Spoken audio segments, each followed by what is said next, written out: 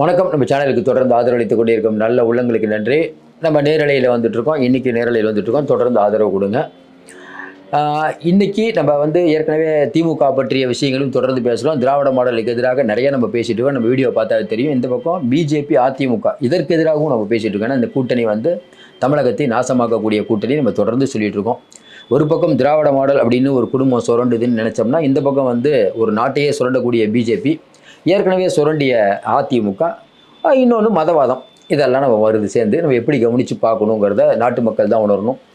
இப்படிப்பட்ட சூழ்நிலையில் இன்றைக்கி அண்ணாமலை அவர்களுடைய பேச்சு மீண்டும் ஒரு பரபரப்பை ஏற்படுத்தியிருக்குது.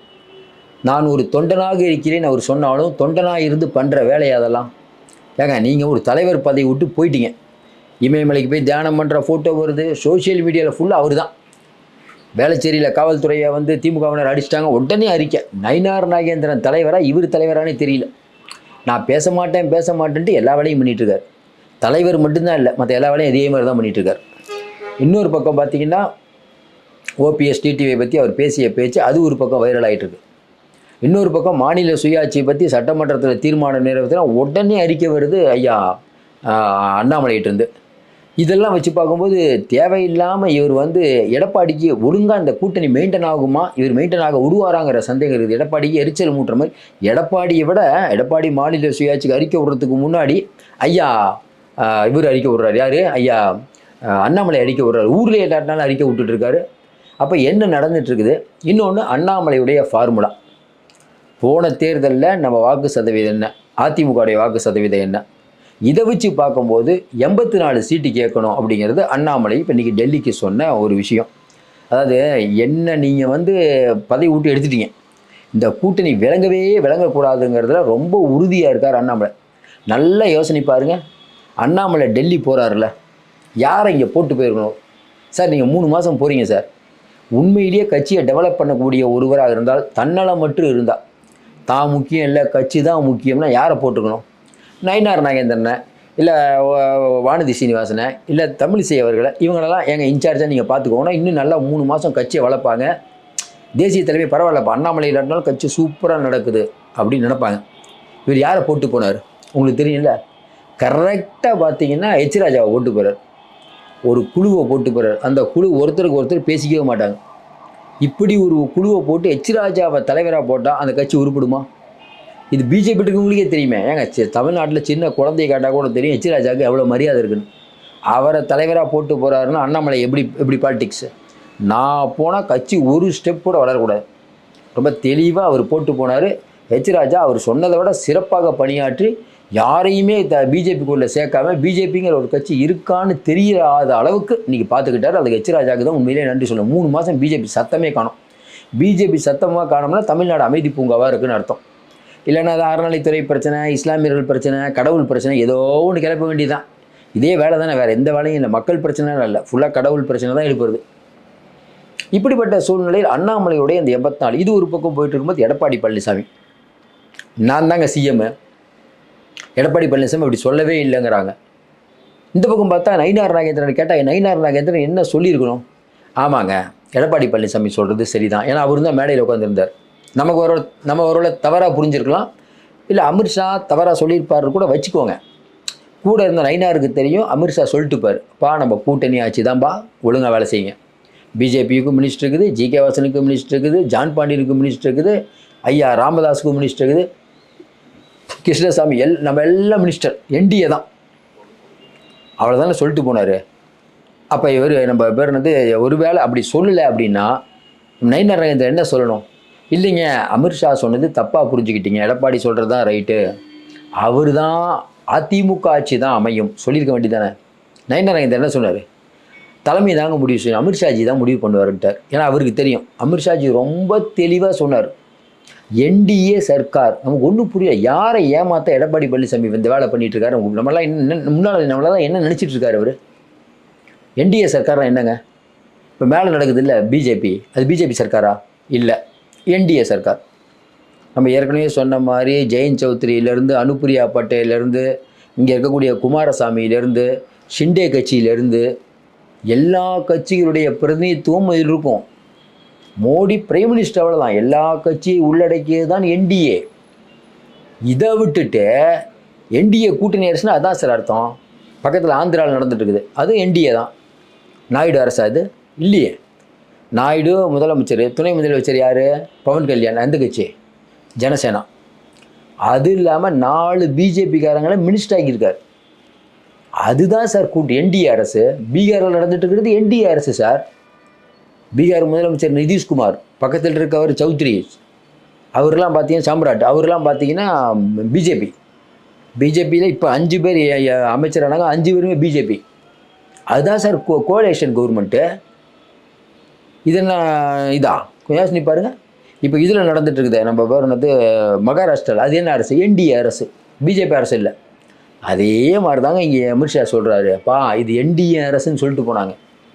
அப்போல்லாம் தலையை ஆட்டிட்டு தூங்கி எழுந்திரிச்சு 5 நாள் கழிச்சு வந்து நிருபர்களை பார்த்து, ஏங்க என்னங்க சொல்கிறீங்க, நான் தானேங்க முதலமைச்சர், நீங்கள் தாங்க முதலமைச்சர், என்டிஏ நாங்கள் தாங்க ஆட்சி அவன் போங்கிறாரு. என்ன பேசுவீங்க அவர்கிட்ட? 1 3ங்கிறாரு சார், நம்ம 2ங்கிறோம், கேட்க மாட்டுறாரு. இவர் எந்த பிஜேபி சொல்கிறோ அந்த பிஜேபி தலைவரே ஒத்துக்க மாட்டுறாரு இவர் சொல்கிறத. அப்போ எடப்பாடி பழனிசாமி யாருக்காக இந்த மாதிரி முரண்டு பிரித்து பேசுகிறாருன்னா, கட்சிக்குள் கூட்டணிக்குள் அவ்வளோ பெரிய பிரச்சனை. ஏன் எதுக்காக இப்போ கூட்டணிக்கு போனீங்க கேள்வி வருமா வராதா? பல மாவட்டத்தில் மாவட்ட செயல் நிறைய பேருக்கு அவ்வளோ பொறுமிட்டு இருக்காங்க. ஒன்றும் பண்ண முடியல. திமுக போக முடியும். இப்படி போயிட்டு இருக்கும்போது அண்ணாமலை இன்னொரு ஸ்ட்ராட்டஜி, நம்ம ஏற்கனவே சொன்னாங்க இது நடக்கும், நீங்கள் நம்ம பழைய பதிவு பாருங்கள், எழுதி வச்சுக்கோங்க, நடக்கும். நான் இல்லை இந்த கட்சி விளங்கவே கூடாதுன்னு அண்ணாமலை ரொம்ப தெளிவாக இருக்கார். போனாரா அமித்ஷாட்ட போய் வம்படியாக ஒரு ரிப்போர்ட்டு பாருங்க ஜி, 2000 போன தடவை நடந்த நாடாளுமன்ற தேர்தலில் நம்ம கூட்டணி 18%, அதிமுக 20%. கால்குலேஷன் கரெக்டாக? அப்போ எப்படி வந்து 20% இருக்கக்கூடிய அதிமுக நமக்கு 20 சீட்டு கொடுக்கும்? நம்ம 90 சீட்டு கேட்போம். அதான் நம்மளுடைய ஸ்ட்ரென்த்து.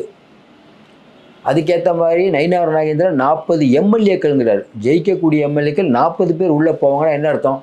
குறைஞ்சது 70 சீட்டில் நிற்போன்னு அர்த்தம். இப்போ அதிமுகவுக்கு ஒன்றும் புரியல. எடப்பாடி மட்டும் பேசிகிட்டு இருக்காரு. இன்னொன்றுங்க, முடிவெடுக்க வேண்டிய இருக்கிற இடத்துல எடப்பாடியாக இருக்காரு.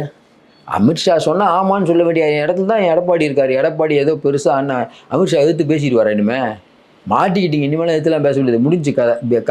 அதிமுக கதை முடிஞ்சு, அதில் ஒன்றும் பேச்சே இல்லை. ஷிண்டேக்கு நடைபெற்றதுலேருந்து ஷிண்டே தான் முதலமைச்சராக இருந்தார். எப்படி இப்போ பிட்னாவிஸ் ஆனார் சொல்லுங்கள்? ஷிண்டே தானே ஆக்கியிருக்கணும். ஏன் பிட்னாவிஸ் ஆக்கினீங்க சார்? ஒன்று தான் சார், அமித்ஷா நினைக்கிறது தான் எனக்கு தொடர்ந்து நம்ம சொல்லிகிட்டு இருக்கோம். அமித்ஷா முடிவு பண்ணிட்டாரு என்டிஏ கூட்டணி. எடப்பாடி சும்மா சொல்லிட்டு இருப்பார், அவர் திருப்திக்கு சொல்லிக்கலாம். அது வந்து வேலைக்கு ஆகாது, அங்கே இருக்க முடியும்னு தெரியும். சரி, இது ஒரு பக்கம் போயிட்டு இருக்கும்போது இப்போ அண்ணாமலை அவர்களுடைய அந்த கான்செப்ட் ஒர்க் அவுட் ஆகுமாங்கிறதுக்கு முன்னாடி 2021, இப்போ என்னென்னா 2021 பிஜேபி நின்ன தொகுதியில்னா எவ்வளோ வாக்கில் ஜெயித்தாங்க, அப்போ என்ன பர்சன்டேஜுங்கிற கணக்கு இப்போ எடுக்கிறாங்க. ஆனால் எடப்பாடி இதை ஒத்துக்க மாட்டார். 20 சீட்டு கொடுத்தா 4 ஜெயிச்சிங்கிறது எடப்பாடியோடைய வாதம். அப்போ வளரலைங்க. அதுக்கப்புறம் நடந்த தேர்தலில் வளர்ந்துட்டோம். எங்கள் கூட்டணி, அதாவது என்டிஏ அப்படிங்கிற ஒரு கூட்டணியில் பிஜேபி, ஜிகே வாசனு, நம்ம ஜான் பாண்டியன்லேருந்து அவங்க எல்லாம் பார்த்தீங்கன்னா பிஜேபி வந்து அவங்களுக்கு சீட்டை ஒதுக்கிடும். அவங்கெல்லாம் பிஜேபியோடு இருப்பாங்க. ஒரே ஒரு கட்சி மட்டும், அதிமுக மட்டும் உள்ளே போகுது. நல்லா யோசனை பாருங்க. அதிமுக போயிடுச்சு. இப்போ அதிமுகவுக்கு இதிலேருந்து வெளியில் வர முடியுமா அப்படின்னா வரத்துக்கான வாய்ப்பு இல்லை. ஏன்? காலையில் கிருஷ்ணசாமி சொல்கிறாரு, என்ன சொல்கிறாரு? இல்லை கண்டிப்பாக கூட்டணி ஆட்சி தான் சொல்லிட்டார். காலையிலே சொல்லிட்டார், கூட்டணி ஆட்சி தான். அப்போ இன்னும் எல்லா கட்சிக்கும் கூட்டணிக்கு போகிற விருப்பம் இருக்குமா இருக்காதா? கொஞ்சம் யோசனை பாருங்கள். இப்போ ஜிகே வாசன்லேருந்து ஏசி சண்முகத்துலேருந்து பாரிவேந்தர் எல்லாமே ஒரு மினிஸ்டர் ஆனால் உங்களுக்கு சந்தோஷம் தானே. அப்போ ஏசி சண்முகம், பாரிவேந்தர், ஜிகே வாசனு, கிருஷ்ணசாமி, ஜான் பாண்டியனு, பாட்டாளி மக்கள் கட்சி, இவங்க பிஜேபி எல்லாரும் சேர்ந்து எடப்பாடி பழனிசாமி எங்களுக்கு வந்து நீங்கள் ஆட்சியில் பங்கு வேணும்னு சொன்னால் எடப்பாடி பழனிசாமி மட்டும் இல்லைங்க அதெல்லாம் கொடுக்க முடியாதுங்க அப்படின்னு சொல்லி இனிமேல் சொல்ல முடியுமா? இன்னொன்றுங்க, இதெல்லாம் சொல்லிட்டு தானேங்க மேடையே ஏறி இருக்காங்க. இல்லை இதை கூட பேச விடலையா எடப்பாடியை? அதுவும் தெரில நமக்கு. ஏன்னா அமித்ஷா மட்டும்தான் பேசுகிறாரு, யாரையும் பேசவே விடல. அப்போ எடப்பாடி தன்னுடைய திருப்திக்காக இதெல்லாம் சொல்லிட்டு இருக்காரு. உடம்பு நல்லா அதிமுக மாட்டிக்கிச்சுன்னு சொல்லுவோம். இப்போ அண்ணாமலையோடைய கால்குலேஷனில் பார்த்தா 84 தொகுதி. இந்த 84 தொகுதி தான் இப்போ அதோட சிக்கலில் 84 தொகுதி. போன தடவை டிடிவி தினகரன் கிட்டத்தட்ட ஒரு 25 தொகுதியில் 2021 உங்களை காலை வாரினார். அதில் இப்போ சீட்டு கேட்பார் அவர். அப்போ டிடிவி தினகரனால் காலவாரி ஊட்டப்பட்ட அதிமுகவினர் இப்போ சீட்டு கேட்பாங்க. நீங்கள் அவங்களுக்கு கொடுப்பீங்களா, டிடிவி கொடுப்பீங்களா? ஏற்கனவே பார்த்தீங்கன்னா 2021 ரொம்ப மார்ஜினில் தோற்றவங்க அதிமுகவில் இருக்காங்க. அந்த தொகுதியெல்லாம் பிஜேபி கேட்கும். இப்போ பிஜேபிக்கு கொடுத்தீங்கன்னா கட்சிக்காரங்க எப்படி வேலை செய்வாங்க? வேலை செய்யறது விடுங்க, சுயேட்சை நின்னாங்கன்னா என்ன பண்ணுவீங்க? இந்த தடவை பாருங்கள், தேர்தல் நிறைய சுயேட்சை நிற்பாங்க. போட்டி வேட்பாளர் சமாளிக்கிறது அவ்வளோ ஈஸி இல்லை. ஏன்னா திமுக கூட்டணி பலம். திமுக ரொம்ப ஸ்ட்ரிக்டாக சொல்லிடுச்சு, 65-66 தொகுதி அவ்வளோதான் கூட்டணிக்கு, மற்றதெல்லாம் திமுக தான் நிற்கும். போன தடவை நின்னது அப்படியே நிற்கணும்னு திமுகவோட எண்ணம். அதனால் பெருசாக பிரச்சனை வராது. ஆட்சியில் வேறு இருக்காங்க, அதுலேயே கொஞ்சம் பிரச்சனை வரும். ஆனால் இது வந்து ரொம்ப மோசம். ஏன் ஆளே இல்லாத கட்சிக்கு நீங்கள் இத்தனை சீட்டு கொடுத்தீங்கன்னா அதிமுக தோன்றல் எப்படி ஓட்டு போடுவாங்க? அப்போ அண்ணாமலை தெரிந்தே வேணும்னே பண்ணுறாரு. எப்பயுமேங்க வியூக வகுப்பாளர்கள் அப்படின்னா இந்தியாவிலே சிறந்த வியூக வகுப்பாளர் யாருன்னா ஐயா அமித்ஷா தான். அமித்ஷா ஒரு உள்துறை கவனிச்சுக்கிறாரோ இல்லையோ வியூக வகுப்பை நல்லா கவனிச்சுப்பார். அப்போ அமித்ஷா இத்தனை ஸ்டேட்டில் போட்ட கணக்கு கரெக்டாக ஒர்க் அவுட் ஆகும்போது எப்படி இங்கே தப்பாக போயிடும்னு நீங்கள் நினைக்கிறீங்க? அமித்ஷா ஏதோ ஒரு கணக்கு போடுறாருன்னா, சார் சேரிடம் அறிந்து சேர்ப்பாங்க. நீ ஒருத்தட்ட ஆலோசனை கேட்குறீங்கன்னா அவர் புச்சலியாக இருக்கணும். அந்தாலே மக்குமாக இருந்தாருன்னு வச்சுக்கோங்களேன், வேறு எப்படி நீங்கள் அவரை வச்சு என்ன பண்ணுவீங்க? குருமூர்த்திகிட்ட போய் ஆலோசனை கேட்டால் அவர் என்ன ஐடியா கொடுப்பாரு? குருமூர்த்தி தமிழ்நாட்டில் முதல்ல யார்? அவர் ஒரு பத்திரிகை நடத்திட்டு இருக்கார், அவ்வளோதான். அதுவும் வந்து பார்த்தீங்கன்னா ஒரு உயர் ஜாதியை சேர்ந்த உயர் ஜாதியை தூக்கி பிடிப்பவர். அவருக்கு வந்து அரசியல் அவ்வளோ தெரியாது. அவர் இதுக்கு முன்னாடி சப்போர்ட் பண்ணவங்கெல்லாம் நீங்கள் ரோட்டில் தான் நிற்கிறாங்க. ரஜினிகாந்த் அரசியலுக்கு வந்து புதிய சகாப்தத்தை படைப்பாடுறாங்க. கடைசியாக பார்த்தார் ரஜினி, இவர் கூட இருந்தால் இருக்கிற மரியாதையும் போய் நின்ட்டார். ஓபிஎஸ் தர்மயுத்தரா பண்ணுங்க ஓபிஎஸ், நீங்கள் பெரிய ஆள் ஆயிருங்கன்னு சொன்னார். தர்மயுத்தம் பண்ணி நடு ரோட்டில் தான் நிற்கிறார். சொல்லிக்கிட்டே போகலாம் இந்த மாதிரிலாம். குருமூர்த்தி வீட்டில் போய் நீங்கள் குருமூர்த்திட்ட ஐடியா கேட்டால் அவர் என்ன ஐடியா சொல்லுவார்? நம்ம நிறையா நிற்போம் சார். ஒரு அடிப்படை அரசியலை தெரிஞ்ச தமிழ்நாட்டு அரசியல் தெரிஞ்சவங்க என்ன சொல்லணும்? அமித்ஷாஜி நம்ம கம்மியாக நிற்போம், நமக்கு எப்படி மினிஸ்டர் பதவி ஒரு சீட் இருந்தாலும் எடப்பாடி நமக்கு மினிஸ்டர் பதவி கொடுத்துடணும். நாளைக்கு எடப்பாடி பழனிசாமி முதலமைச்சரான கூட எம்எல்ஏக்கெல்லாம் நம்ம கண்ட்ரோலில். எடப்பாடி முதலமைச்சராக இருப்பார், எல்லா துறையும் நம்ம வாங்கிக்குவோம். 10 எம்எல்ஏ வந்தாலும் போதும், நம்ம 10 பேருக்கு மினிஸ்டர் வாங்குவோம். இப்போ போய் தேவையில்லாமல் இதுக்கு நிறையா தொகுதியில் நின்னால் நமக்கு தேவையில்லாமல் டிஸ்டர்பன்ஸ். ஏன் நம்மகிட்ட அவ்வளோ வலிமை இல்லை. தேவையில்லாமல் நம்ம நிற்கிற தொகுதி அதிகமானால் அது திமுகவுக்கு வெற்றிக்கு வழிவகுக்கும். இந்த கூட்டணி வேஸ்ட்டாக போயிடும்.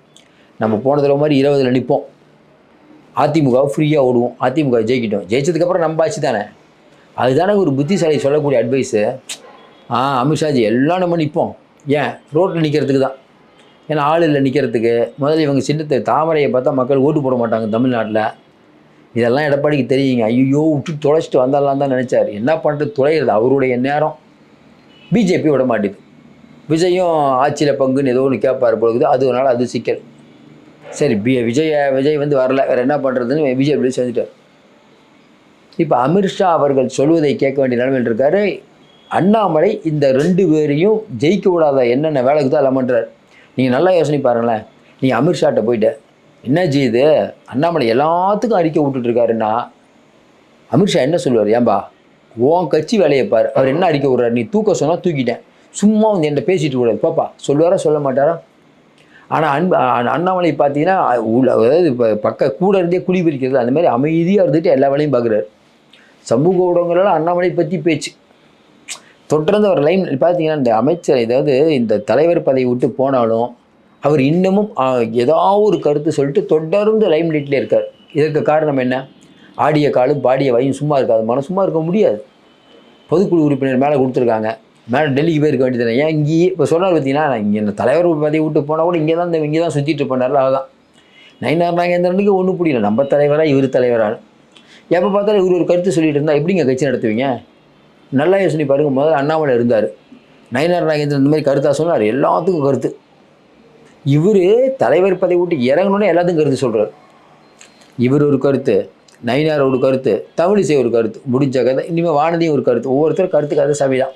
இதெல்லாம் ஆளுநர் வேறு ஒரு கருத்து சொல்லுவார். அவரு யாருமே யோசிக்காத மாதிரிலாம் கருத்து சொல்லுவார். அப்போ இந்த லிஸ்ட்டை வச்சுக்கிட்டு இப்போ என்னென்ன அண்ணாமலை என்ன டார்கெட்னா 84 சீட்டை அதிமுகலேருந்து வாங்குங்க அப்படிங்கிற அழுத்தத்தை யார் அமித்ஷா வந்து யாருக்கு கொடுப்பாருன்னா நயினார் கொடுப்பார். நயினார் நீங்கள் போயிட்டு ஏடிஎம்கிட்ட 84 சீட்டு வாங்கிடுங்க. ஏன்னா அண்ணாமலை இருந்தால் வாங்கியிருப்பார் சொல்லுவார்ல. அப்போ நைனார் என்ன யோசிப்பார், அண்ணாமலை இருந்தால் வாங்கியிருப்பார், நமக்கு இந்த பதவி கிடைக்குது, எப்படியாவது நம்ம சீட்டு வாங்கணும், அதுக்கு ஏகப்பட்ட வேலைகள் பண்ணுவார். அப்போ வரக்கூடிய காலங்களில் எடப்பாடிக்கு ஒரு மிகப்பெரிய ஒரு செக்கை வச்சுட்டாங்க. அதை வெளியில் ரிலீஃப் பண்ணுறதுக்காக தான் எடப்பாடி இந்த மாதிரி பேசுகிறாரு. ஆனால் எடப்பாடி பேசுகிறத சும்மா காகிதத்தில் வேணால் எழுதி வைக்கலாம். நம்ம அமித்ஷா சொல்கிறது தான் நடக்கும், இவர் சொல்கிறது வேலைக்கே ஆகாது. இதையும் தாண்டி கேட்கக்கூடிய தொகுதிகள் பக்காவாக எங்கே நின்று அதிமுக ஜெயிக்கிற மாதிரி இருக்குது அங்கே கரெக்டாக கேட்குறாராம். என்ன பண்ணுவீங்க நீங்கள், கொடுத்தாகணும் நீங்கள். இல்லை இன்னொரு அண்ணாமலை கணக்கு சொல்கிறார். இதே மாதிரி பாருங்கள், விளவங்கோடு போன தடவை இடைத்தேர்தல் நடந்தது. காங்கிரஸ் ஃபஸ்ட்டு நம்பால் பின்னாடியே வராரு. எடப்பாடி பழனிசாமி 4வது இடத்துக்கு போயிட்டார். அப்போ அந்த மாதிரி இடத்தெல்லாம் சட்டமன்ற தேர்தலில் அதிமுகவே இல்லை, அங்கெல்லாம் அவ்வளோதான் மரியாதை அதிமுகவுக்கு. கொங்கு பகுதியில் நம்ம இல்லைன்னா இன்றைக்கி அந்த தொகுதிகளை அதிமுக மறந்துடணுங்கிறது தான் அண்ணாமலை சொன்ன விஷயம். தலைநகரத்திலே பிரச்சனை பண்ணுறாரு. தலைநகரத்திலே போகிற எம்பிலாம் நம்ம ஜெயக்குமாரோட பையன் எவ்வளோ ஓட்டு வாங்கினார், தமிழிசை எவ்வளோ ஓட்டு வாங்கிச்சு. அதனால் இன்றைக்கி இருக்கக்கூடிய சூழ்நிலையில் பார்த்தீங்கன்னா இது வெவ்வேறு ரொம்ப தெளிவாக இப்போ காய் நோத்திட்டுருக்கார். இன்னும் எடப்பாடி பழனிசாமி அவர்களுக்கு இனிமேல் சிக்கல், ஆனால் சிக்கலுக்கு மேலே சிக்கல், அவ்வளோதான் நம்ம சொல்லுவோம். சரி, அடுத்து எடப்பாடி பழனிசாமி இதை தற்காத்துக்குள்ளே என்ன பண்ணுவார்? ஒன்றும் இல்லை, பிஜேபிகிட்ட ரிக்வஸ்ட் பண்ணலாம், ரிக்வஸ்ட் தான் பண்ண முடியும். ஆனால் அவங்க ஏற்றுக்குவாங்கன்னு தெரியல. ஏன்னா இன்றைக்கி குருமூர்த்தி அப்படிங்கிற ஒருத்தர் ஐடியாவை கேட்டு அமித்ஷா பண்ணுறாரு, எல்லாம் ஒர்க் அவுட் ஆகிடுச்சு. மோடிகிட்டையும் சொல்லிட்டாங்க, என்ன இவருக்கு கூட்டணி வந்துருச்சு, சீட்டு தான் பிரச்சனை, சீட்டெல்லாம் இங்கே இன்னொன்றுங்க, அமித்ஷா உட்காந்து அந்தந்த சீட்டு கொடுங்கன்னா கொடுக்காம இருக்க முடியுமா? சீட்டும் கொடுக்க மாட்டோம், ஓபிஎஸ் டிடிவியை சேர்க்க மாட்டோம், சசிகலாவும் சேர்க்க மாட்டோம், எல்லாமே டிமாண்ட் வச்சாங்கன்னா அது அமித்ஷா ஏற்றுக்க மாட்டார். எடப்பாடி நீங்கள் சொன்னீங்கன்னு அண்ணாமலையை மாற்றிட்டோம். போன தடவை நீங்கள் பாருங்கள், இவங்க எல்லாத்தையும் சேர்க்காம தான் தோற்றிங்க சார். தேர்தல் நெருங்க கூட்டணியில் இருக்கக்கூடியவர்களே கேட்பாங்க, கட்சியில் அங்கே 2ஆம் கட்ட தலைவர்கள் கண்டிப்பாக கேட்பாங்க. சொல்லுவார்ல செல்லூராஜ், ஆரி உதயகுமார், இல்லைங்க சேர்த்துக்கலாம், ஏன்னா சசிகலா முக்குளத்தூர் கொஞ்சம் கோபமாக இருவார், நம்ம சேர்த்துக்கலாம், இப்போ என்ன தப்பு, சேர்த்து நீங்கள் தானே முதலமைச்சர், தேவையில்லாமல் சேர்க்க மாட்டேன் என்ன அர்த்தம்? அது பிஜேபியுடன் கூட்டணி இல்லைன்னோ இப்போ இருக்குன்னு சேர்ந்துட்டோமா? அதே மாதிரி சேர்த்துக்க வேண்டியது 10ஓட 11, அவ்வளோதானே முடிஞ்சு கதை. அதனால் வரக்கூடிய காலங்களில் எடப்பாடி பழனிசாமிக்கான நெருக்கடி முட்டிகள் இன்னொன்றுங்க. அவர் கேட்குற இடத்துல சொல்கிற இடத்துலலாம் இல்லை, அவர் கேட்குற இடத்துல இருக்கார். நேற்று ஏன் பேசினாருன்னா அவரால் முடியல. ஏன் 2ஆம் தேதி கூட்டம் நடக்குது, அதிமுக கூட்டாங்க, எல்லோரும் கேள்வி கேட்பாங்கல்ல, என்னங்க 6 மாதத்துக்கு முன்னாடி தான் சொல்கிறேன், நீங்கள் அவ்வளோ அவசரமாக ஏன் இப்போ சொல்கிறீங்க, கேட்பாங்களா இல்லையா கேள்வி? என்ன பதில் சொல்லுவீங்க? திடீர்னு பொதுக்குழு செயற்குழு எல்லாம் கூட்டி தான் முடிவு பண்ணுவீங்க. பொதுக்குழு செயற்குழு கூட்டி தான் சசிகலாவை தூக்குனீங்க, ஓபிஎஸ்ஸை தூக்குனீங்க, கொள்கை முடிவுலாம் எடுப்பீங்க. எந்த பொதுக்குழு எந்த செயற்குழுவை கூட்டினீங்க? பிஜேபியோட கூட்டணி போகிறதுக்கு டக்குன்னு நீங்கள் பாட்டு போயிட்டு வந்துட்டீங்க 4 பேர், முனுசாமி நீங்கள், இவங்க தான் கட்சியா, வேலுமணி இவங்க தான் கட்சியா? கேட்பாங்களா இல்லையா நிர்வாகிகள்? அந்த ஒரு விஷயம் இருக்குது சார். மாவட்ட செயலாளர்களில் நிறைய பேருக்கு அந்த வருத்தம் இருக்குது. இப்போ ஜெயக்குமார் என்ன நினைப்பார், அடுத்து நீங்கள் தொகுதியே கொடுத்தாலும் வேணாம், ஏன் ஜெயிக்க மாட்டார், வேறு தொகுதி வேணும்பார். அந்த தொகுதியில் எந்த கேண்டிடேட்டை போடுவீங்க? இஸ்லாமியர்கள் அதிகம் உள்ள பல தொகுதிகள் இருக்குது, இஸ்லாமியர்கள் நிர்ணயிக்கக்கூடிய தொகுதியெல்லாம் இருக்குது. போன சிவி சண்முகம் என்ன சொல்லிட்டாரு, அநியாயமாக தோத்துட்டாங்க, 10,000 ஓட்டில் தோக்குறாரு போன தடவை சிவி சண்முகம். எப்படி தோக்குறாருன்னா இஸ்லாமிய வாக்குகள் தான். அதே ஜெயக்குமார் தோற்று இஸ்லாமிய வாக்குகள் தான், ஒட்டு மொத்தமாக உழுந்துருச்சு ஓட்டு. அப்போ இது எப்படி சமாளிக்க முடியுங்கிறீங்க? இது இப்படியே போகணும் தான் அண்ணாமலையோட விருப்பம். நீங்கள் அண்ணாமலை அவர்கள் தொண்டனாக பணியாற்றுறன்னு சொல்லிட்டு எல்லாத்துக்கும் கந்தசாமி கருத்து சொல்லிட்டு இருக்காரு. இன்னும் அண்ணாமலை தான் தலைவர் அப்படிங்கிற இமேஜில் இருக்கார். இது யார் போய் சொல்கிறது? இது யாரும் சொல்ல முடியாதுங்க. அண்ணாமலை கேட்க மாட்டார். டெல்லிலாம் இந்த மாட்டெல்லாம் கேட்காது. இன்னொன்று நயினார் நாகேந்திரன் நினைக்கிறாரு, பரவாயில்ல வந்துட்டோம், நமக்கு கொஞ்சம் சீட் அதிகமாகணும். அவர் ரொம்ப குறியாக இருக்கார். அவரும் இருப்பார். ஏன்னா இப்போ மேலேருந்து சொல்லியிருப்பாங்கல்ல, குறைஞ்சது 90 சீட் வாங்கிடுங்க. கடைசி அமித்ஷா பேசுவார். இன்னொன்று நம்ம எடப்பாடி பழனிசாமி அவர்கள் தொடர்ந்து இப்போ 2-3 நாளாக சொல்லிட்டு இருக்கிறது, நான் ஆட்சியில் பங்கு இல்லை, நான் தான் முதலமைச்சர்னு சொல்லிட்டு இருக்காரு.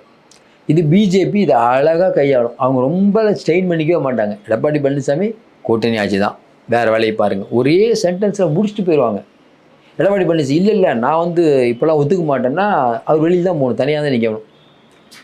அப்போ எடப்பாடி பழனிசாமி அதிமுக நிலைமை மிக மிக மிக கவலைக்கிடமான நிலைமைக்கு வந்துருச்சு. அதிமுக தொண்டர்கள் இது எப்படி ஏற்றுக்க போகிறாங்கன்னு தெரில. நான் நல்லா ஞாபகப்படுத்தி பாருங்கள், அதிமுகவுக்கு எதிரி திமுக எதிரி அதிமுக. மாநில சுயாட்சிக்கு எதிராக எடப்பாடி பழனிசாமி மிகப்பெரிய ஒரு கண்டனத்தை சொல்லிட்டு இருக்காரு. திடீர்னு பார்த்தா அண்ணாமலை ஒரு அறிக்கை வருது. எது மாநில சுயாட்சி என்றால் என்னன்னு ஒரு பெரிய ஒரு அறிக்கை. சோனியா ராகுலுக்கு மேலே இடி கேஸ் போட்டதுக்கு ஒரு அறிக்கை, தினமும் ஒரு அறிக்கை. அதான் சொன்னாங்களே இது அண்ணாமலை அவர்கள் போன தடவை தலைவராக இருக்கும்போது என்ன ஆக்டிவிட்டி பண்ணிட்டு இருந்தாரோ இந்த வார் ரூமை வச்சு அதை விட அதிகமாக பண்ணுறாரு. சும்மா இருக்கார்ல, நிறைய வேலை பண்ணுறாரு. இது தேவையில்லாமல் காங்கிரஸ் பிஜேபி அதிமுகவில் ஒரு சலசலப்பை ஏற்படுத்தும். வேறு வடகிழக்கு போடுவாங்கன்னா வடகிழக்குலாம் போடுறதுக்கான வாய்ப்பே இல்லை. நம்ம அமித்ஷா வேணுன்னே பண்ணுறாரு. இவரை வச்சு எடப்பாடியை டிஸ்டர்ப் பண்ணிகிட்டே இருக்காரு. எங்கே போய் முடியும்னு தெரில போகிற போக்கெல்லாம் பார்த்தா. இப்போ அடுத்ததாக வெற்றி வாய்ப்புள்ள தொகுதிகள் பிஜேபி ஒரு லிஸ்ட் எடுத்துட்டாங்க. வெற்றி வாய்ப்புள்ள தொகுதிகள் எங்கன்ட்டு அதை கேட்குறாங்க. அது அதிமுக கொடுக்குமான்னு நீங்கள் கேட்குறீங்கன்னா எப்படி கொடுக்கும்? அதெல்லாம் அவங்க பாதி ஜெயிச்ச தொகுதியாக கேட்குறாங்க. எப்படி கொடுப்பீங்க சார்? எங்களுக்கு சீட்டு 70 சீட்டு கொடுத்துடணும், நாங்கள் கேட்குற தொகுதியெலாம் கொடுத்துடணும் அப்படிங்கிறது பிஜேபியோட டிமாண்டு. இதை எடப்பாடி பழனிசாமி மீறி வரோன்னா மறுபடியும் நம்ம சொல்கிறோம். எடப்பாடி பழனிசாமி உட்காந்துருப்பார்.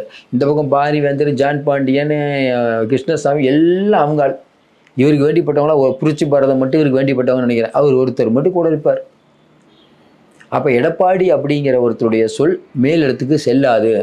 அமித்ஷா என்ன முடிவெடுக்கிறாரோ அதுதான் செல்லும்.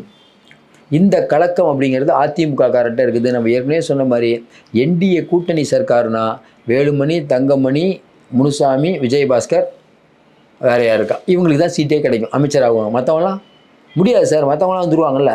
கூட்டு மந்திரி சபை சல்லூர் ராஜ், ஆரி உதயகுமார், விஜயபாஸ்கர் இவங்கெல்லாம் அமைச்சர்லாம் இருந்துருவாங்களா? ராஜேந்திர பாலாஜி இப்போ ராஜேந்திர பாலாஜி ஒரு சார்ஜ் ஷீட் போட்டாங்க. இவங்களாம் அமைச்சர்கள் இல்லாமல் இருப்பாங்களா? அப்போ ஒரு பெரிய பஞ்சாயத்து வெடிக்கப் போகிறது. கிருஷ்ணசாமி அதற்கான புள்ளியை தொடங்கி வச்சுட்டாரு. இது எங்கே போய் முடியும்னு தெரியல. அடுத்ததாக பிஜேபி அப்படிங்கிற கட்சி அடுத்து என்ன நினைக்கும்? போன தடவை நடந்த தேர்தலில் நம்ம எங்கெங்கே ஜெயித்தோம், என்ன பண்ணோம், இன்னும் நல்லா நான் வச்சுக்கோங்க. உள்ளாட்சி தேர்தலில் இதே மாதிரி தான் பிஜேபியை கழட்டி விட்டார். யார்? எடப்பாடி பழனிசாமி. தனியாக நின்று 5% வாக்கு கூட வாங்க மாட்டேன்னார். 7% வாக்கு வாங்கினார். இதே மாதிரி தான் போன நாடாளுமன்ற தேர்தல். நீங்கள் கூட்டணியை முடிச்சுக்கிட்டாங்க, தனியாக இவங்க ஒரு கூட்டணி போட்டு 18%. அப்போ பிஜேபிங்கிறது அந்த சதவீதத்தை எடுத்து வச்சு தான் பேச ஆரம்பிப்பாங்க. ஏன்னா இன்னொன்று எடப்பாடிக்கு நல்லா நம்ம ஏற்கனவே சொன்ன மாதிரி டெண்டர் முறைகேட்டில் ஆரம்பித்து, வழக்குகளில் ஆரம்பித்து, சம்பந்தி வீட்டில் ரெய்டில் ஆரம்பித்து, ரெட்டலை சின்னத்தில் ஆரம்பித்து, பொதுச் செயலாளர் ஆரம்பித்து, இப்படி பலவிதமான நெருக்கடி இருக்கும்போது பிஜேபியில் போனதுனால 2-3 நாள் நிம்மதியாக தூங்கியிருப்பார். ஏன் நிம்மதியாக தூங்கினார்னா ஜெயித்தாலும் தோத்தாலும் நிம்மதி போயிடும். ஜெயிச்சா அவர் கூட இருக்க எம்எல்ஏக்கள் இருக்க மாட்டாங்க. தோற்று போனால் கட்சியை மறந்துட வேண்டியதான். பிஜேபி எடுத்துகிட்டு போயிடும் கட்சியை. வீட்டில் உட்காந்து வேறு வேலையை பார்க்க வேண்டியதான். ஒன்றும் பண்ண முடியாது இனிமேல். அப்போ அண்ணாமலை ஏகப்பட்ட வேலைகளை பண்ணி கொண்டிருக்கிறார். அண்ணாமலை அவர்களை சமாளிக்க முடியாமல் எடப்பாடி திணறி கொண்டிருக்கிறார். வெளியில் அனுப்பிட்டோம் சார், அவரு பேசிக்கிட்டே இருக்கார். என்ன பண்ணுவீங்க, எப்படி கண்ட்ரோல் பண்ணுங்க? இதுக்கு நடுவில் பலவிதமான சந்திப்புகளை நடத்திட்டு இருக்கார். என்ன அண்ணாமலைக்கு கோவம்னா, நம்ம கூட அப்படியே கூடவே இருந்தார் மதுரையை சேர்ந்த இந்த பேராசிரியர் சீனிவாசன். கரெக்டாக பார்த்தீங்கன்னா பதவி போகுது, அந்த பக்கம் தாவிட்டார். பேராசிரியர் ராம சீனிவாசனா அவர் அந்த பக்கம் தாவிட்டாராம். இப்படி பல பேர் அண்ணாமலைஜின்னு கூப்பிட்டுட்டு இருந்தவங்க, ஆசையாக கூப்பிட்டு இருந்தால் பின்னால் திரும்பி பார்த்தா யாரையுமே காணோம். நீங்கள் கேட்கல ரெட்டி மட்டும் நிற்கிறாரான்னு. அவரு நிற்பார், எவ்வளோ நேரம் நிற்பார். அவரும் அங்கே நயினார் பக்கமும் போயிட்டார். சார் பதவி இருந்தால் தானே சார் பின்னாடி இருப்பாங்க. இப்போ அண்ணாமலை மட்டும் தனியாக நிற்கிறார். பார்த்தீங்கன்னா அண்ணாமலை கை கட்டிட்டு அப்படியே நிற்பார். அவர் என்ன யோசிப்பார், அடுத்து இவரை எப்படி தூக்குறது? தமிழ்நாட்டில் பிஜேபி அதிமுக நாசமாக போகணும், அதுக்கு என்ன பண்ணலாம்? மெஜாரிட்டியே அந்த கூட்டணி வாங்கக்கூடாது. அண்ணாமலைக்கு ரொம்ப நல்லா தெரியுங்க, மெஜாரிட்டி வரக்கூடாதுன்னா என்ன பண்ணணும்? மோடிக்கு ஃபோன் பண்ணி, ஐயா மோடி நீங்கள் ஒரு 3 தடவை வந்துட்டீங்கன்னா போதும் தமிழ்நாட்டுக்கு. 3 தடவையா நீங்கள் 10 தடவை வந்தால் பெரிய அளவுக்கு நம்ம ஜெயிப்போம். 30 தடவை வந்தீங்கன்னா நம்ம தான் மெஜாரிட்டி. மோடி அடிக்கடி வரணும், தமிழ்நாட்டு மக்கள் பார்த்து அவர் மேலே டென்ஷன் ஆகி ஓட்டு போடக்கூடாது. இதெல்லாம் அவருடைய நெடுநாள் திட்டம். அதாவது பிஜேபி அப்படிங்கிற கட்சியில் தொண்டன்னு சொல்லிக்கிட்டு இன்னமும் எடப்பாடி பழனிசாமி டிஸ்டர்ப் பண்ணிட்டு இருக்காரு. இன்றைக்கும் ஓபிஎஸ் பேசிகிட்டு இருக்காரு. இது எப்படி எடப்பாடி தாங்குவார்?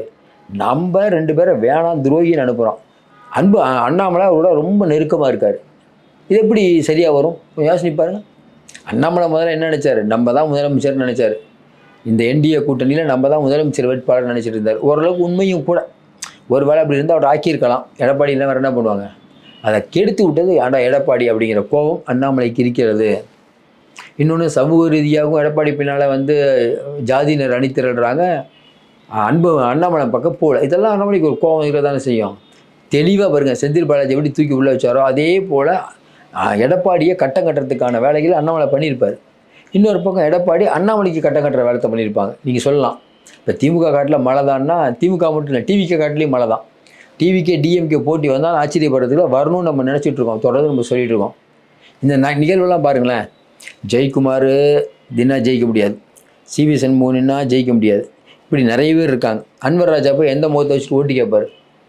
இது எல்லாம் இருக்கும்போது எப்படி 2026 இவங்க தேர்தலை சந்திப்பாங்க? எதை சொல்லி சந்திப்பாங்க? ஒன்றே ஒன்று தான், திமுகவை வச்சு இடியை வச்சு மிரட்டி, இடியில் இருக்க கேஸெல்லாம் வச்சு மிரட்டி சார்ஜ் ஷீட் போடலாம், மாற்று கருத்து இல்லை. அதாவது ஒரு விஷயத்தை இன்வெஸ்டிகேஷன் பண்ண உடனே வேகமாக வேலை நடக்குது. ஏன் திமுக மற்ற கட்சினா உடனே வேலை நடக்கும், பிஜேபிக்காரங்கன்னா வேலையே நடக்காது. அப்போ இன்றைக்கி இந்த வழக்கு அப்படிங்கிறது ரொம்ப தீவிரமாயிட்டு இருக்கு. ஏன்னா இன்றைக்கி பணத்தை கொடுத்தது ஓரளவுக்கு உறுதியாகிற மாதிரி தெரியுது. இது எங்கே போய் முடிய போகுதுன்னு தெரியல. இன்னொரு பக்கம் இடி அந்த பக்கம் ஒரு வேலை பண்ணிகிட்டு இருக்காங்க, திமுகவும் குடைச்சல் கொடுத்துட்ருக்காங்க. பிஜேபி அதிமுக கூட்டணி இந்த 2 பேரும் சேர்ந்தது தமிழ்நாட்டுக்கு ஒரு மிகப்பெரிய நாசம். இதில் அண்ணாமலை தேவையில்லாமல் பேசுவது அதிமுகவை ரொம்ப டிஸ்டர்ப் பண்ணுற மாதிரி இருக்குது. இது எல்லாத்தையும் தாண்டி இன்னொன்று, பிஜேபிக்குள்ளேயே பல மோதல்கள், பிஜேபியில் அவ்வளோ மோதல்கள். நயினார் நாகேந்திரன் டிஸ்டர்ப் பண்ணுற மாதிரி அண்ணாமலை தொடர்ந்து பேசிட்டு இருக்காரு. நயினார் நாகேந்திரனால் பேச முடியல. என்ன சிக்கல்னா, நயினார் நாகேந்திரன் வந்துட்டார், நிறைய பேருக்கு சந்தோஷம், அண்ணாமலை போயிட்டார். ஆனால் என்ன சிக்கல்னா, வானதி தலைவராகவும் இல்லை, தமிழிசை எல்லாருக்கும் ஒரு புலம்பல். ஆனால் என்ன, எல்லாத்துக்கும் ஒரே நோக்கம், பரவாயில்லப்பா அண்ணாமலை போயிட்டார். ஏன் அண்ணாமலை இருக்கும்போது அவர் தான் அவங்க மதிக்கவே மாட்டாருங்க, அவங்களுடைய ஆட்கள் தான் உள்ளே இருப்பாங்க. இன்றைக்கி பார்த்தீங்கன்னா கமலாலயம் ஃப்ரீ ஆகிடுச்சு. அண்ணாமலை என்ன நினைக்கிறாரு, நான் போனாலும் உங்களை தோக்கடிக்கிறேன்னு அவர் ஒரு கணக்கு. நயினார் நாகேந்திரன் என்ன கணக்கு போடுறாரு, தலைவர் பதவி விட்டு போனாலும் சும்மா அறிக்கை விட்டுட்டு தொல்லை தாங்க முடியல, இவர் தொல்லை என்ன பண்ணி தொலைகிறதுன்னு தெரியல, அவர் பக்கம் இருக்காரு. எடப்பாடி என்னங்குது, எடப்பாடி அண்ணாமலையை பதவி விட்டு எடுத்துருவோம், சும்மா கருத்து சொல்லிக்கிட்டே இருக்காரு. மாநில சுயாட்சினா முதல்ல எடப்பாடியோட அறிக்கை தான் வரணும்னு பார்த்தா இவர் அறிக்கை வருது. பிஜேபியின் முன்னாள் தலைவர் அண்ணாமலையோடைய அறிக்கை, எடப்பாடி பின்னால் போயிடுது. எப்பயுமேங்க எது அப்போ என்னென்னா, பிரதான எதிர்கட்சியாக இன்றைக்கி அதிமுக இருக்குதா இல்லை பிஜேபி இருக்காங்கிற தோற்றத்தை அண்ணாமலை ஏற்படுத்திகிட்டு இருக்காரு பாருங்க. நீங்கள் யாரோடங்க சண்டை போடணும், திமுகவோட சண்டை போடணும். ஆனால் இவர் சண்டை போடுறதுலாம் பார்த்தா அதிமுகவோட சண்டை போடுறாரு. அதிமுக வம்புக்கு இழுக்கிற மாதிரியான வேலைகளை பண்ணிட்டு எந்த கூட்டணி கட்சியாவது பண்ணுமா சார்? மோடி ஒரு சட்டத்தை போடுறாரு, பாசிச பாஜக நடத்துகிற உடனே திமுக அறிக்கை விடும், ஸ்டாலின் அறிக்கை விடுவார். அதுக்கப்புறம் வேணால் கூட்டணி கட்சி தலைவர் அறிக்கை விடலாம். எடுத்தவொடனே கூட்டணி தலைவர்லாம் அறிக்கை விட்டாங்க, 4 நாள் கழித்து ஸ்டாலின் விட்டா யார் எதிரி, பெரிய எதிரிங்கிற கேள்வி வருமா வராதான்? அதனால் இன்றைக்கி இருக்கக்கூடிய சூழ்நிலை எடப்பாடி பழனிசாமிக்கு சிக்கலை ஏற்படுத்துகிற மாதிரி மாநில சுயாட்சி கருத்து சொல்கிறாரு, வக்பு வாரித்து கருத்து சொல்கிறாரு. இந்த காவல்துறை அதிகாரி நம்ம இதில் அத்துமீறல், காவல்துறை அதிகாரியை பொதுமக்கள் யாரோ ஒரு சமூக விரோதிகள் திமுகவினர் அடிச்சிட்டாங்க, அதுக்கு உடனே ஞாயிற்றுக்கிழமை கருத்து சொல்கிறாரு. அப்டேட்டில் பக்காவாக இருக்கார். திடீர்னு பார்த்தீங்கன்னா இன்றைக்கி சேகர் பாபு கோபுர கலசத்தை வச்சு கலைஞர் இன்றைக்கி சட்டமன்றத்தில் கூட்டத்தொடர். இன்றைக்கி இப்போ சேகர் பாபு டிபார்ட்மெண்ட்டு அவர் கலைஞருடைய அந்த சமாதியில் போயிட்டு கும்பிட்றாரு. அதில் பார்த்தீங்கன்னா ஸ்ரீலிபுத்தூர் கோபுரம் வச்சுருக்காரு. கல்லறைக்கு மேல் கோபுரம் கட்டுவது இந்துக்களை அவமானப்படுத்துவதுன்ட்டு உடனே அண்ணாமலை அறிக்கை விடுறாரு. அப்போ அண்ணாமலை அப்படிங்கிறவர் அவ்வளோ ஷார்ப்பாக இருக்கார், எந்த வேலையும் பார்க்குறதில்ல, முழுக்க அரசியல் திமுக எடுத்து பேசுறது. ஏற்கனவே பண்ணதான் முதல்ல தலைவருங்கிற போஸ்ட் இருந்தது சார், இப்போ இல்லை. மற்றபடி அண்ணாமலை அவருடைய இயல்பை மாற்றிக்கொள்ளவில்லை. அண்ணாமலை ஒரு முடிவு பண்ணிட்டார், இந்த கூட்டணி படுதோல்வி அடையணும்னு. அதுக்கேற்ற மாதிரி தான் காயினை ஊற்றிட்டு இருக்காரு. இல்லை எடப்பாடியுடைய பேச்சு தான் ஹைலைட். ஏன்னா எடப்பாடிக்கும் தங்கமணிக்கும் ஏற்கனவே டேம் சரியில்லை. எப்பயுமே தங்கமணி டெல்லி போனாவே தங்கமணிலாம் போக மாட்டார். பார்த்தீங்கன்னா இப்போ டெல்லியில் வேலுமணி, சிவி சண்முகம், அப்புறம் பாருங்க முனுசாமி, வேற யாருக்கு போனால் எடப்பாடி பழனிசாமி, இவ்வளோ தான். நல்லா கரெக்டாக தங்கமணி வெளியே அனுப்புகிறாங்க. ஏன்னா தங்கமணி தான் செங்கோட்டையை டெல்லிக்கு அப்பாயின்மெண்ட் வாங்கி கொடுத்தீங்கிற கோபம் எடப்பாடிக்கு இருக்கிறது. செங்கோட்டையும் வீணாக போயிட்டார், அது வேறு விஷயம். தங்கமணியும் கொஞ்சம் ஆப்சண்ட் ஆகிறார். ஆனால் தங்கமணி முழுமையாக ஆப்சண்ட் ஆகிறாருன்னு நம்ம ஏற்கனவே சொல்லியிருக்க மாதிரி மணிகளை விட்டுத்தர மாட்டார் எடப்பாடி. எடப்பாடியையும் மணிகள் விட்டு கொடுக்கும். சும்மா சண்டை இருக்கும், பெருசாலாம் சண்டை வராது. எப்பயுமே வேலுமணி தங்கமணினா இப்போதைக்கு எடப்பாடியெலாம் பகிச்சிக்க மாட்டாங்க. எடப்பாடி அவங்க 2 பேரையும் பகிச்சிக்க மாட்டாங்க, ஏன்னா அவருக்கு மிகப்பெரிய ஆதரவாளர்கள்னு தெரியும். அதனால் இன்றைக்கி அண்ணாமலையுடைய இந்த கால்குலேஷன் ஒர்க் அவுட் ஆகுமா இல்லையான்னு தெரியல. ஏன்னா இன்றைக்கி திமுக மேலேயும் கடுமையான குற்றச்சாட்டுகள் இருந்தாலும் அதிமுக அப்படிங்கிற ஒரு கட்சியும் பிஜேபியும் சேரும்போது அது நெகட்டிவாக தான் போய் முடியும். திமுக அப்படிங்கிற கட்சி 4 வருடங்களாக இந்த ஆட்சி போயே தீரணும் அப்படின்னு ஓடி போய் ஓட்டு போகிற அளவுக்கு மக்கள்கிட்ட விரோதத்தை சம்பாதிக்கலன்னு நம்ம நினைக்கிறோம். கோபம் இருக்குது சார் மக்கள்கிட்ட. நீங்கள் வந்து அரசு ஊழியர்கள் நல்லா இல்லை, ஆசிரியர்கள் நல்லா இல்லை, ஓய்வூதிய திட்டம் பழைய ஊதிய திட்டம் செயல்படுத்தப்படலை, பஸ் கட்டணம் உயர்வு, அதுக்கப்புறம் வந்து நம்ம பேர் என்னது சொத்து கட்டணம் உயர்வு, மின்சார கட்டணம் உயர்வு, சொத்து வரிலாம் டபுள் பங்கு ஏற்றிருக்காங்க. இப்படி பலவிதமான குறைகள் இருந்தாலும் இதில் வேகமாக போய் ஓட்டு போன ஸ்டாலின் வந்து இங்கே இருக்கக்கூடிய இதில் மக்களை வந்து கசக்கி புளிகிறார் அப்படிங்கிற எண்ணம் வரல. 96 வந்து ஜெயலலிதாமா வந்து போயே தீர்வுன்னு போய் ஓட்டு போட்டாங்க. இன்றைக்கி அந்த நிலைமையில் மக்கள் இல்லை.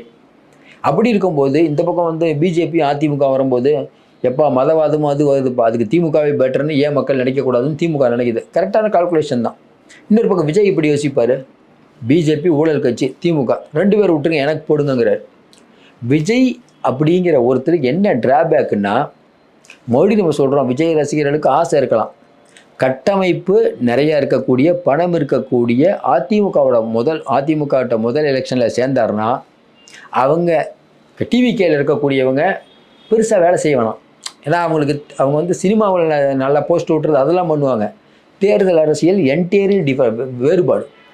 பணம் இருக்கணும் சார், கிரவுண்டில் ஆளுங்க இருக்கணும், கரெக்டாக வேலை பார்க்குற அது எப்படின்னா தெளிவாக வேலை பார்க்கணும்.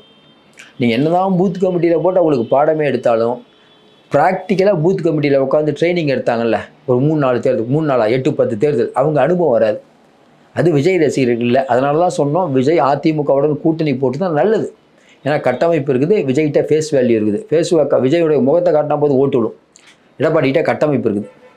இது 2 சேர்த்தா சரியான வெற்றி கூட்டணி. அது அமையாமல் போனது காலத்தின் துரதிர்ஷ்டம் தான் நினைக்கிறோம். விஜயே வந்து கூட்டணி தான் விரும்புகிறார், இல்லைன்னா தனிச்சின்னு சொல்லியிருப்பார். அவருக்கு நல்லா தெரியும் கூட்டணிலாம் ஜெயிக்க முடியாதுன்னு. விஜய் அவர்களை தனித்து விடப்பட வேண்டுங்கிறது திமுக பிஜேபியோட எண்ணம் தெளிவாக பண்ணிட்டாங்க. மறுபடியும் நம்ம சொல்கிறோம், அதிகாரம் மிக வலிமையானது பிஜேபி, அதிமுக விஜய் ஒன்று சேர்ந்து பிஜேபி விரும்பாது, சாதித்துட்டாங்க, அதில் மாற்று கருத்தில். ஆனால் இது இறுதி வெற்றியானா அதான் சிக்கல். ஏன் ஒரு பக்கம் திமுக கூட்டணி, ஒரு பக்கம் பாஜக அதிமுக கூட்டணி, ஒரு பக்கம் விஜய் நின்னா இந்த 2 பேரும் மோசம்னு சொல்லிட்டு விஜய்க்கு மக்கள் போடக்கூடாது. தாமரைக்கு குத்தும் போது தாமரைக்கு வேணாம், மோசமான கட்சி. இந்த பக்கம் பார்த்தா திமுகவும் மோசமான கட்சி. விஜய்க்கு ஒரு பக்கம் குத்தக்கூடாதுன்னு ஏன் மக்கள் நினைக்கக்கூடாது? டிவிக்கே டிஎம்கே போட்டியாக உருவெடுக்கக்கூடாது. அது இப்போ முடிவு பண்ண முடியாதுங்க, அது லேட் ஆகும். விஜயெல்லாம் கிரவுண்டில் இறங்கி அவர் என்ன சொல்ல போகிறான்னு கேட்டு தான் முடியும். இப்போதைக்கு அண்ணாமலையுடைய இந்த ஃபார்முலா பயங்கரமாக பேசப்பட்டு கொண்டு வருது. ஏன்னா அண்ணாமலையுடைய ஃபார்முலா ஒர்க் அவுட் ஆகாத ஃபார்முலா. இது மட்டும் இந்த 84 இல்லை 60 பிஜேபிக்கெல்லாம் 50 சீட்டு பிஜேபினாலே தமிழ்நாட்டில் முடிஞ்சதுக்கு அந்த பிஜேபியோட கதை முடிஞ்சு அதிமுக மக்கள்லாம் சிரிக்க போகிறாங்க. ஒன்றுமே இல்லாத கட்சிக்கு 50 சீட்டாக மிரட்டியிருக்காங்கன்னு சொல்கிறாங்களா, இன்னும் உண்மையாகும். மிரட்டினதுனால தான் இந்த மாதிரிலாம் பண்ணுறாரு. இல்லைன்னா இப்போ 2 மாதம் முன்னாடி கூட்டணி இல்லைன்ட்டு இப்போ கூட்டணிங்கிறது என்ன நியாயம்? அதுக்கு எவ்வளோ பேச்சு பேசுகிறாரு, முட்டு கொடுக்குறாரு பாருங்கள் எடப்பாடி. நமக்கே ஆச்சரியமாகுது. முதல்ல நம்ம எடப்பாடியை மதித்தோம், ஆனால் வரக்கூடிய நாட்களில் பார்த்தா எடப்பாடி பண்ணுற வேலையெல்லாம் பார்த்தா பிஜேபிக்கு இவ்வளோ ஒரு அடிமை ஸ்தாபனம் எழுதி கொடுத்துருக்காங்க. மிகப்பெரிய வருத்தமாக இருக்கிறது. மறுபடியும் சொல்கிறோம், ஆண்டு கொண்டு இருக்கக்கூடிய திராவிட மாடல் ஆட்சிக்கு எதிராக நம்ம பேசிகிட்டு இருக்கோம். பொன்முடியை பற்றி பேசணும், மறுசீரமைப்புங்கிற பேரில் நாடகம் நடத்திட்டு இருக்காரு சிஎம். மாநில சுயாட்சிக்கு இப்போ எதுக்கு குழு? இவ்வளோ நாள் நீங்கள் இருந்தீங்களே, என்ன பண்ணீங்க? நிறைய விஷயங்கள் நம்ம பேசிகிட்டு இருக்கோம். அதே மாதிரி பிஜேபி அதிமுக வைத்து நிறைய பேசிகிட்டு இருக்கோம். தொடர்ந்து எங்களுக்கு ஆதரவு கொடுங்கள். மீண்டும் சந்திப்போம். நன்றி, வணக்கம்.